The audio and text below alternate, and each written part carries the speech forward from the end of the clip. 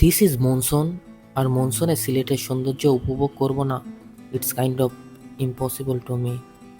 তাই তো Kamalapur rail station থেকে সিলেটের উদ্দেশ্যে রাত 10টার ট্রেনে রওনা দিলাম সিলেটের সৌন্দর্য উপভোগ করার উদ্দেশ্যে।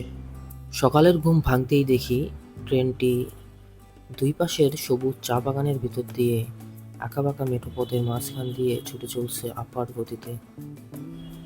সিলেট মানেই চা বাগান, সিলেট মানেই সৌন্দর্য, বাট মনসুনে সিলেটের সৌন্দর্য প্রকৃতি কয়েক গুণ বাড়িয়ে দেয়।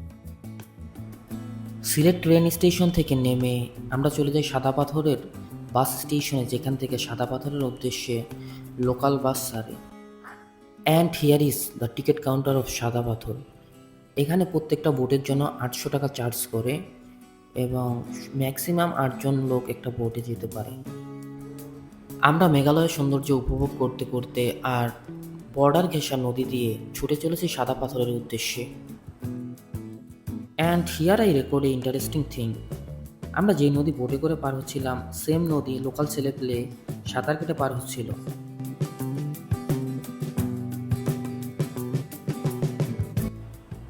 এই বোট জার্নিটা বেশি লম্বা ছিল না, ইট টুক অ্যারাউন্ড 10 মিনিটস ম্যাক্স।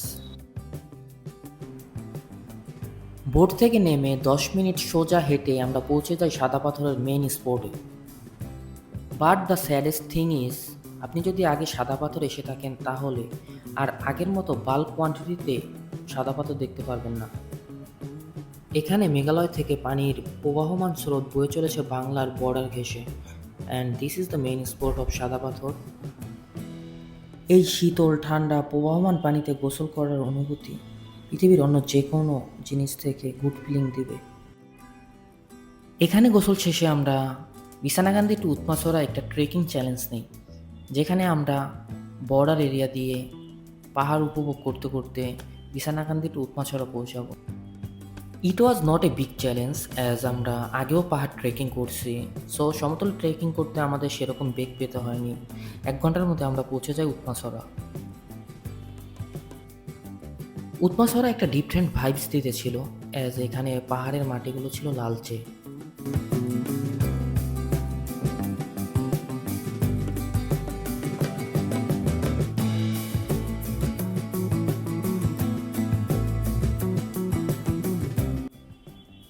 উৎমাছড়াতে ক্রাউড মোটামুটি ভালোই ছিল, অ্যাজ আমাদের টুটি ছিল উইকেন্ডে। অ্যান্ড ভিজিটরদের সাথে কথা বলে এটা বুঝলাম যে 80% of the visitor came from Dhaka. সিলেটের এই স্পোর্টটি আগে সেরকম জনপ্রিয় ছিল না, এটা ডিসকভার হয় লাস্ট ইয়ার। এখান থেকে যে ব্রিজটা দেখা যাচ্ছে এটা হচ্ছে ইন্ডিয়ান ঝুলন্ত ব্রিজ। এটাই সেই উৎমাছড়া ঝুলন্ত ব্রিজ নামে পরিচিত, যেটাকে আমরা বিভিন্ন রিলস অথবা ভিডিওসে অনেকবার দেখেছি। উৎমাছড়ার প্রবাহমান পানি সেই ইন্ডিয়া থেকেই আসা। এখানে পানিগুলো সাদা পাথরের তুলনায় বেশ ঠান্ডা। এবার নতুন একটি চ্যালেঞ্জ নিলাম, এবারে ট্রেল হচ্ছে উৎমাছড়া টু তুরংছড়া। এবারও সেই ইন্ডিয়ান পাদদেশ ঘেঁষে ট্রেকিং করতে হবে অলমোস্ট 2 ঘন্টা। মাঝে মাঝে ইন্ডিয়ানদের অনেক লাকি মনে হয়, কারণ তারা এত বৈচিত্র্যময় পাহাড় সমুদ্র সব নিজস্ব ভূখণ্ড থেকেই এনজয় করতে পারে। I am not sure, but আমরা মেবি নো ম্যানস ল্যান্ড দিয়ে ট্রেকিং করতেছিলাম। এই তুরংছড়া ট্রেকিং ট্রেইল আমাদের কাছে একদম অপরিচিত। যারা আমরা ঢাকা থেকে ভিজিটর গিয়েছি তাদেরকে লোকালরা গাইড করে ছুটে চলেছে তুরংছড়ার উদ্দেশ্যে। এই পথে ট্রেকিং করতে করতে আবিষ্কার করলাম নাম জানা এক ইন্ডিয়ান ঝর্ণা। আর ঝর্ণা দেখে লোভ সামলানো বেশ দায়, তাই তো ছুটে চললাম ঝর্ণার দিকে। ঝর্ণাতে সেরকম পানি ছিল না, তাই তো ঝর্ণায় 10 মিনিট কাটানোর পর আমরা আবার ছুটে চললাম তুরংছড়ার উদ্দেশ্যে। And here is the beauty of Turangchhara. Turangchhara আসলেই অনেক সুন্দর এবং এর পানিগুলো বেশ স্বচ্ছ। এখানে লোকালরা খাবার পানি হিসেবে এই পানি ব্যবহার করে এবং আমাদেরও সাজেস্ট করলো to drink this water. And our next destination is Bichanakandi.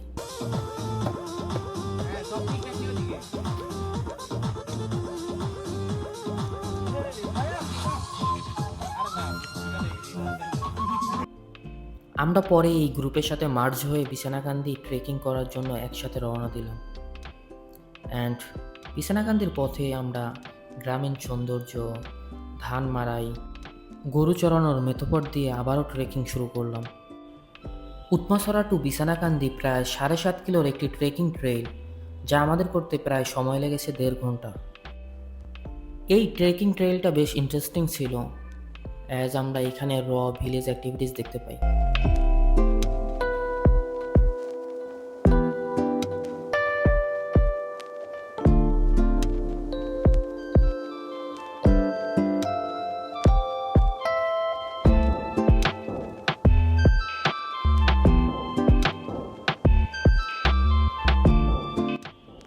And finally আমরা একটা লং ট্রেকিং শেষে বিছানাকান্দি পৌঁছে যাই।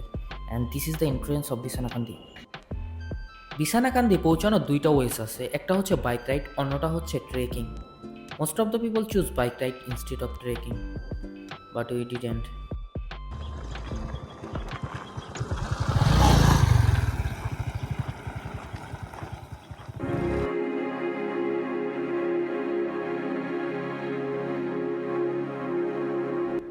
বিছানাকান্দি পৌঁছাতে আমাদের অলমোস্ট সন্ধ্যা হয়ে গিয়েছিল, and still the place is so lively. And literally এই ট্যুরে যেখানেই পানি দেখেছি সেখানেই ঝাঁপ দিয়েছি।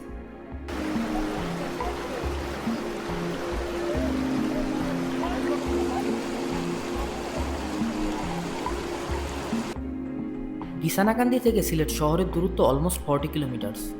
রাস্তাটা সেরকম ভালো না হয় আমাদের অলমোস্ট 2 ঘন্টা লেগেছিল সিলেট শহরে আসতে। সিলেট শহরে হজরত শাহজালাল মাজার ঘুরে আমরা সাস্টে চলে যাই রাত্রি যাপনের উদ্দেশ্যে।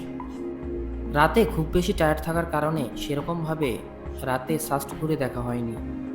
সাস্টের মেন গেট থেকে বয়েজ হলগুলো বেশ দূরে, তাই যাওয়ার পথে চোখে যা পড়েছে তাই ক্যাপচার করেছি। জাস্ট ইমাজিন, আপনি সকালে ঘুম থেকে উঠলেন এবং চোখের সামনে এরকম সবুজ পাহাড় ভেসে উঠল।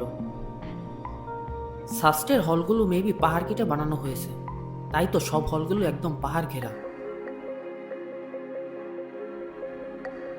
এটা হলো বিজয় 24 হল, আর আমরা এখানেই স্টে ওভার করছি 2021 নম্বর রুমে। And good morning from SUST. শ্রীমঙ্গলের বাস ক্যাচ করার জন্য খুব সকালেই ঘুম থেকে উঠতে হয়।